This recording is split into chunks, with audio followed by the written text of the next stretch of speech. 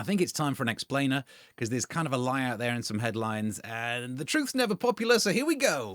A few days after the Rwanda bill was passed and the government scheme got the go-ahead, asylum seekers were hoping not to be sent to Rwanda and really hoping to not be sent on a Boeing jet.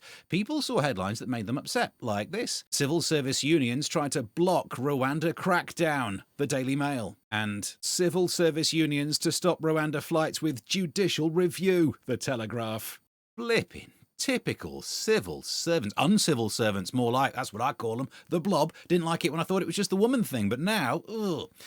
If this makes you feel upset, I understand, but there's one thing that should cheer you up.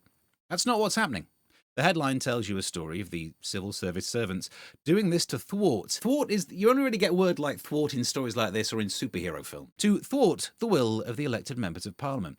The civil servants haven't teamed up to sue the government. The First Division Association, it's like one above the Vauxhall Conference, which is the union that represents senior civil servants in the UK, has initiated a judicial review. Their worry is that under the current situation, civil servants will be forced to either break the law or the Civil Service Code in carrying out the actions they're asked to do. The UK government introduced the Safety of Rwanda legislation, which overrode the Supreme Court decision from last November.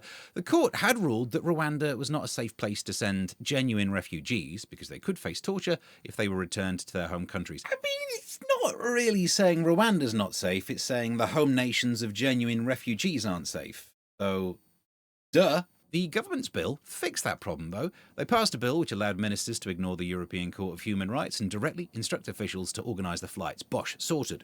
Meanwhile, if you're a civil service servant, you signed up to the Civil Service Code. The first rule of the Civil Service Code is you do not talk about the Civil Service Code. Second rule's the same one. Lower down it gets a bit more interesting. The Civil Service Code says that you cannot break international law. So the Safety of Rwanda bill declares Rwanda safe, but international law is still there.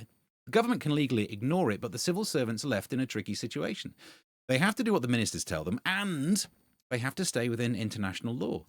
If they're told to put on a flight, they've created a paradox. This is like if you go back in time and kill your own grandfather, which I presume is also frowned upon by the Civil Service Code.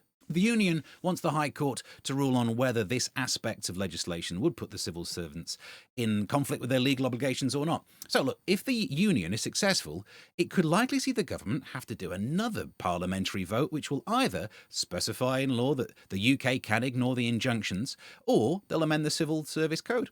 It's important to note that those two outcomes, none of them stop the actual plans and the flights to Rwanda. It will simply stop civil servants having to pick which sackable offence to commit.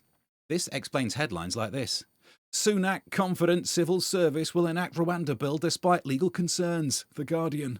Of course he's confident, he knows it won't stop it anyway. The kind of people who are filling X with comments like, typical civil servant activists, oh, they'll come into the office to thwart some will of the people, won't they? They should love one of the outcomes here. Like the UK could legally be ignoring the ECHR. You've wanted that for ages. Look, I understand the actual details of the legal action being brought into this case in no way disproves the claim that the civil service has been captured by lefty activists. But this story isn't proof that it has. You may think the union's claims are a sly way to scupper the flights. Well, then say that. That should be your argument. I mean, knowing the real story doesn't mean you have to start loving the civil service. With this story, we have a choice. You can either understand the details of the real story, or we can stay angry at the details of the false one. And I think we can see which the newspapers think you prefer.